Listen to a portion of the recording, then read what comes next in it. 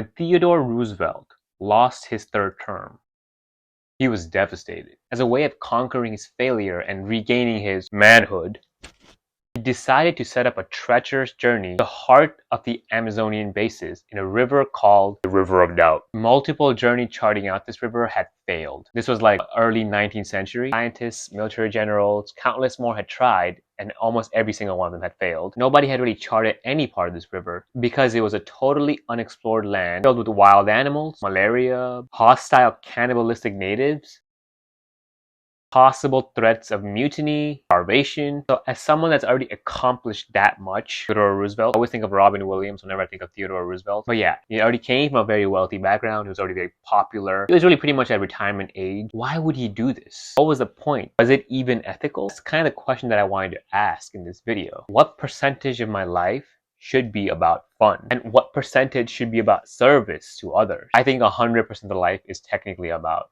fun. But let me try to explain that a little bit more. I think even discipline, its most fundamental level, is about fun. Does Mr. Beast get burnt out? It really doesn't seem like it. David Goggins? It doesn't seem like it. LeBron? You are my sunshine, my only sunshine. It really is about the process of learning to like things more and more in some ways. The process of loving and finding someone. The process of learning a language or a guitar. The process of leading something that you've always done, whether it's a habit or some career that you have. The process of failing. It's all done in a service of joy in some ways. How much of it needs to be about others? This reminds me of another story by Ted Chiang. In the story Understand by Ted Chiang, the narrator receives a treatment that basically makes him a super genius. This treatment was originally meant to treat his brain damage. Above and beyond effective, his IQ starts to double or something like that, and all his previous friends seem kind of boring to him. After he finds out it was a treatment that made him a super genius, he gets in that same condition one more time and receives another treatment. And at this point, he's just becoming way above beyond everyone else around him. So everything bores him. His friends, his job, his everyday life, his interests just radically change. Knowing that this happens to him, the government begins to chase him, and he's already figured out how to bypass them, and he becomes extremely adept at avoiding them. As week progresses, he's basically learned to become even smarter and smarter, like conducting experiments on himself and inventing new languages that help him understand the world around him better. Even doing things like controlling his bodily function so more sugar goes to his brain or something like that. At this point though, the only thing that seems to motivate him is self-improvement and understanding the aesthetic and beautiness of the world. He uncovers new mathematical truth, discovers new languages, learns to control his bodily function at a molecular level. However, he's still very alone. That is until he finds a signal that only he can uncover, which means that it was probably left by another super genius that wanted him to understand it. This signal drives him to paranoia and to excitement. It turns out that this person had a similar treatment and accident to him, only that it happened a couple weeks before him. So he'd already progressed in his genius level before him. Just as he had done, he had also escaped the facility, changed his identity, and hidden his track from the CIA. This super genius, instead of continuously trying to self-improve and figure out the aesthetic beauty of the world, he actually had reached a point where he wanted to fully help others and humanity. These two eventually come head to head. The first super genius actually wants them to come together and work together and help society, basically. But the narrator in the back of his head knows that this cannot work out. They may be very similar, but they have very different values. And yet, neither of them are looking to harm others. It's just they have very different goals. The narrator wants to continue on in his enlightenment journey. He really just wants to figure stuff out for himself, figure out the secrets of the universe, whether or not it's useful for others or not. Other super genius finds this to be incredibly selfish. Eventually, the other superhero and him telepathically battle it out, but the other super genius destroys our narrator. It highlights the idea that enlightenment goals can be two different things for two different people. Those two things seem to clash in some ways. That's why the story is labeled Understand. The question really is it worth for our main narrator to sacrifice his natural curiosity and basically sacrifice his value in order to become just like the other narrator? Is that the right way to be? Okay, now quick transition back to the Teddy Roosevelt story. Since very young age, Roosevelt always grew up sickly and very weak. He had battled frailty, asthma, nearsightedness, a time when those things were really hard to treat. To overcome the stigma of feeling like a weak person, he would box, he would run, he would take really treacherous journeys, he would seek very difficult career paths, like working as a cop or being a cowboy. He would actively really seek out that adventurous lifestyle to prove himself. Even the idea of doing a progressive third party in America, that's a very bold and daring statement for anyone. Split the vote pretty close, which never happens in America. It's usually always either Republican or Democrat. These type of acts throughout his life had built his character as someone that does the impossible thing. Someone that's like an underdog that reclaims what he wants, right? Losing this third term is something that he has to overcome in some ways. It's just been built in him as a character since young age. So this taking on this river of doubt after losing that term in his like 60th birthday or something, it's almost necessary for him. It feels right on character, but it almost feels necessary for him, for his survival even. When he first framed this journey, it was framed as a way of advancing science and archaeology as a benefit to humanity for being able to chart out this geography. However, it seemed like even his wife and his accomplices knew that this was really about Roosevelt. So they all worried for him immediately before he even announced the trip. They all knew as he took his speeches to Brazil, his foreboding and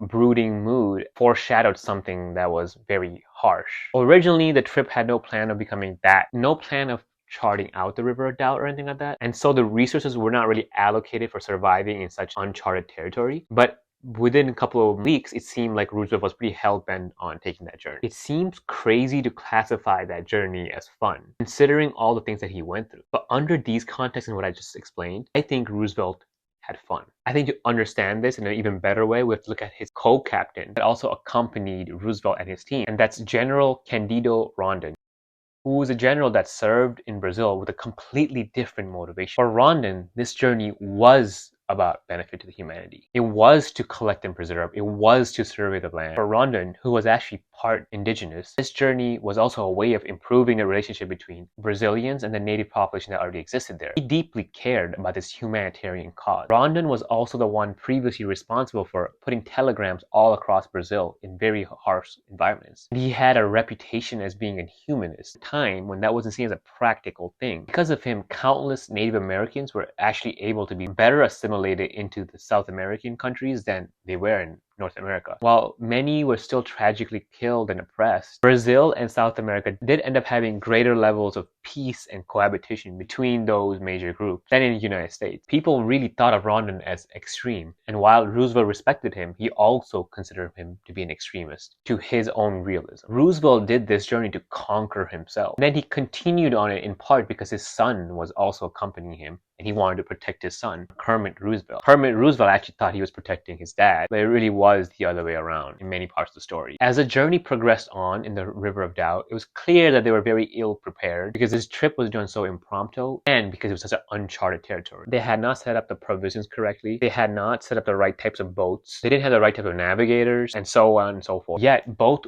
Roosevelt and Rondon continued on to the journey for very different reasons. As the tensions got worse, with the lowering provisions, malaria, Roosevelt came up with a very sickly infection that he almost died with, a mutiny attempt, and the continuing signs of the hostile native population that hid themselves from it. The purpose and characteristics of both Rondon and Roosevelt was really highlighted and emphasized. No matter how difficult things got, Rondon continued to operate in his original principle. For example, he refused to give a murder order for a crewmate that had betrayed them and killed another crewmate because he wanted to trial him under the proper means. He also continued to put himself into harm's way to build a better relationship with natives. In fact, one of his sayings was along the lines of, "Die if you have to, but never make the first shot." He also never took any more than necessary for the provisions, despite the fact that he was higher ranking. So his men were all equally fed as him. But more importantly, no matter how delayed the journey got, by like halfway point of the journey, everyone wanted to reach the other side and just restart everything. He kept the original mission in mind and continued to survey and landscape the land, despite the fact that Roosevelt had fallen under deathly illness. To him, this is what the journey was about. Roosevelt, on the other hand, had gotten increasingly more and more impatient because things just kept getting more and more dangerous. He wanted to practically reach the rendezvous point before the food runs out and before he dies. He was much more practical to his original purpose, conquering the land. I think both parties were very brave in their own ways because despite the fact that Roosevelt felt deathly ill, he was willing to actually sacrifice his own life so that it doesn't slow down the journey. He continued to provide and push for others despite his own weakness. It's not like he's just being purely selfish. He would often provide the other crewmates with extra provisions, things like extra biscuits or whatever, that was really meant for him as the most important part of the journey. He was so extreme about the idea that the group is more important than him that he would even carry a cyanide pill with him just in case it got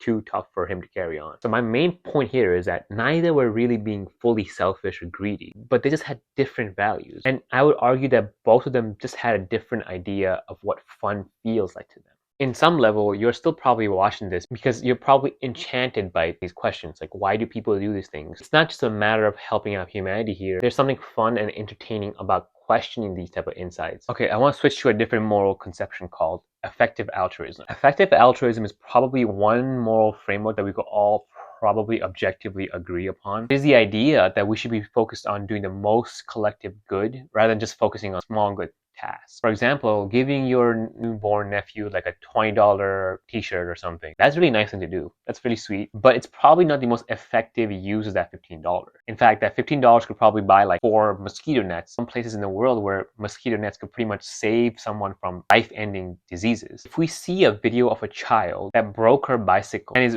crying and reacting in a funny way, there's a strong chance that in the West, that clip goes viral. And somehow that ends up in the Ellen Show. And she just becomes massively popular. She might even get like hundreds of thousands of donations and then commercial deals and bicycles, right? It's a hypothetical situation. I am not saying those things are bad. What I'm trying to say is that we react so strongly to one small thing, but we're so bad at seeing the larger picture. This is just how our human brain is wired. And meanwhile, there's hundreds of thousands of children that are probably dying from very preventable diseases and malnutrition. I'm talking about things like just having a little bit more water, a little bit more food, the most simplest of the vaccines that could save people. There are still pockets of the world that's happening. There are still charities where donating like $3 could literally save someone's life for like a week. So that's what I mean. Our brain has not really evolved to see that what's really important is not necessarily what's most emotionally impactful. And that's where that phrase, one is a tragedy and a million is a statistic, comes from. That even from that perspective of caring for your nephew, there's nothing really inherently wrong with it in my opinion. It just wasn't the most statistically correct act to take. This to me kind of highlights the difference between Rondon and Roosevelt. Maybe caring about that little thing is a part of your personality so that you could serve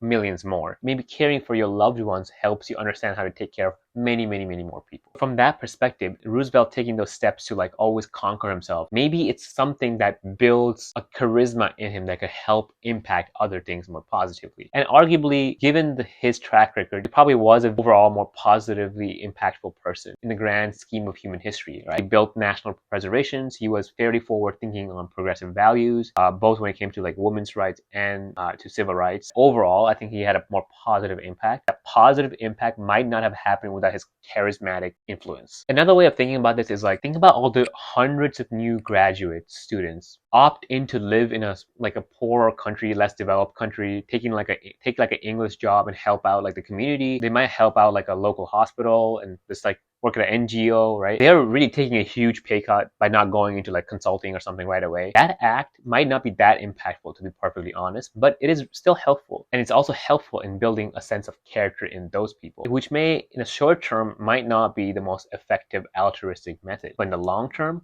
maybe. It's hard to say, right? On a per capita basis, it's probably more effective for them to like literally go into management consulting and donate like 50% of their income to like really effective charities. But I don't know if I could fault the person that left that kind of job to go help out in a one-on-one basis, just because that might be part of what's required for the disposition. That way of being effectively altruistic is something that we could maybe all aspire for, and it's very noble and bold. But I don't think we could ask everyone to live that way. I don't think we could all be like Rondon at all points. But I don't believe that it's possible to have that without some sense of fulfillment in our own lives. We need to feel good about what we're doing, at least some of the time. So to go back to the story of River of Doubt, Roosevelt probably did feel fulfillment during this journey, as evidenced by his many victory speeches following the journey. But I also think Rondon did too. Rondon was definitely operating closer to the effective altruism model, but I do think he was fulfilled. I mean, he did live to be like 90 and continue to follow his routine and principles day in and day out. You can't get that way unless you